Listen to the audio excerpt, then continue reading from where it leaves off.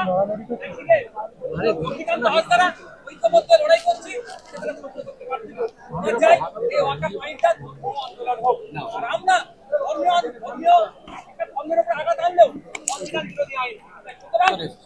ঐক্যবদ্ধ হয়ে এই আইন প্রত্যাহারের জন্য সংবিধানের উপরে যে আঘাত দিয়েছে এই আঘাত না আসে সেই জন্য আমরা রাস্তায় নেমেছি।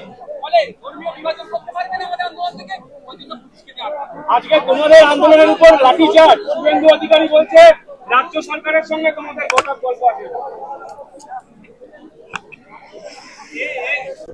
এই যেটা ভাঙনে করেছে লাঠিচার্জ, আমাদেরকে আটকেছে, আমাদের সাথে কি আচরণ করেছে সংবিধান বিরোধী আচরণ। এর জবাব গণতান্ত্রিক প্রক্রিয়াতে আর বাংলার মানুষকে এরা বলছে ওয়াকফকে এরা আটকাবে, ওয়াকফকে আটকাবে এরা, ওয়াকফের নতুন আইন এখানে ইমপ্লিমেন্ট করতে দেবে না। আর আমরাও তো বলছি ইমপ্লিমেন্ট না হয় তার জন্য রাস্তায় নেমেছি। বাবা সাহেব আম্বেদকর সামনে রেখে দিনে আমরা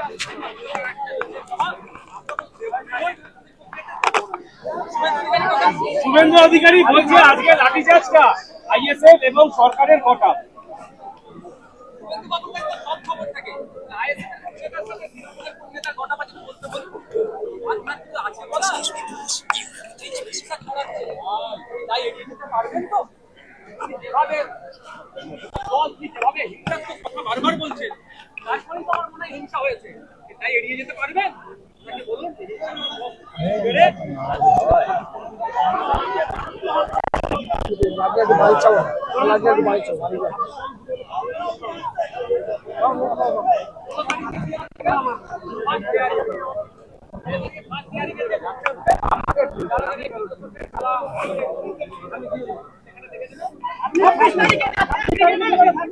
মুর্শিদাবাদের একটা গুরুত্বপূর্ণ কথা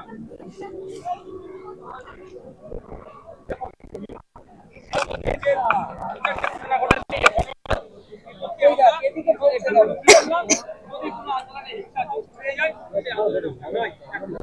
দ্বিতীয় কথা, মুর্শিদাবাদের মন্দিরও ভেঙেছে, মসজিদে ভেঙেছে। মুর্শিদাবাদের লোকাল হিন্দু মুসলিম নির্বিশেষে বলছে যারা এসেছে হিংসা করতে আমরা কাউকে চিনি না, মানি না। ওখানে মন্দিরে পুজো পাঠ দ্রুত শুরু হয়। মুর্শিদাবাদের কিছু মানুষ নাকি প্রাণের ভয়ে জানতে পারছি তারা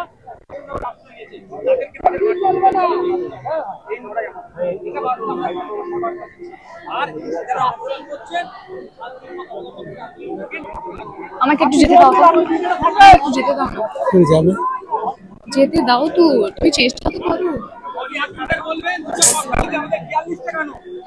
কোথায় ছিলেন আর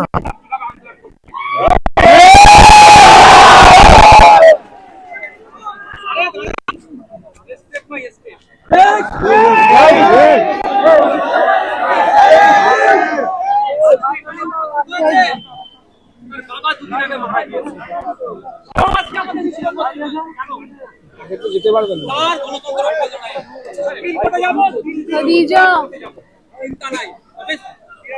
তোমার মাথায় একটু চাপ দিয়ে রাখবে, নিজের গায়ে পড়বে। এখন আমি পাবলিশ করছি না, আপনার দলের যে সমস্ত নেতা কর্মীগুলো মাল লুটে ক্ষেত্রে একটা একটা করে তথ্য দিয়ে বলবো মুখ কোথায় ঢুকাবেন সে জায়গা।